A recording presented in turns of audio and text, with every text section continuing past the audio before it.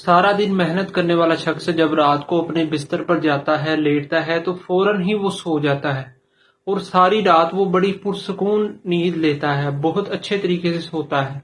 दूसरी जानब हमें बहुत से माशरे में ऐसे लोग नजर आते हैं जिनके पास बहुत मालो दौलत है, लेकिन वो जब लेटते हैं तो उन्हें नींद नहीं आती, वो करवटें बदलते रहते हैं।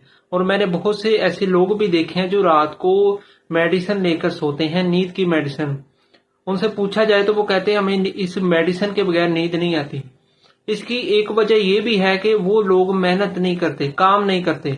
वो घर से नाश्ता करके जाते हैं, अपनी दुकान पर जाकर बैठ जाते हैं, सारा दिन बैठे रहते हैं, रात को फिर घर में आकर खाना खाकर बैठ जाते हैं। जब इंसान का जिस्म थकेगा ही नहीं तो फिर इंसान को नींद कैसे आएगी? याद रखिए, कभी आप गौर फिक्र करके देखिएगा कि जब आप कोई काम करते हैं मुशक्कत वाला, मेहनत वाला, तो आपका जिस्म थकता है।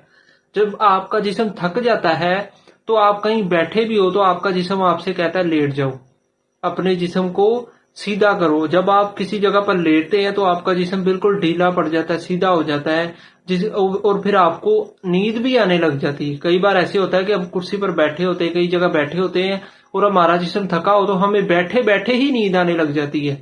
इसकी वजह यह है कि हमें अपने जिस्म को थोड़ा सा मुशक्कत में डालना भी चाहिए।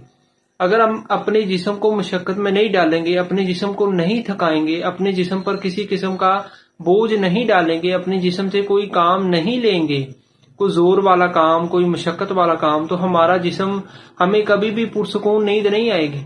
अगर हम बैठे घर पे भी बैठे रहेंगे, बाहर जहां पर कारोबार करते हैं, दुकान पर जाते हैं, वहां पर भी बैठे रहेंगे और फिर घर पर आकर खाना खाने के बाद बैठे रहेंगे, कोई काम नहीं करेंगे, कोई भाग दौड़ नहीं करेंगे, तो हमारा जिस्म थकेगा नहीं, तो फिर हमें रात को नींद भी पुरसकून तरीके से नहीं आएगी।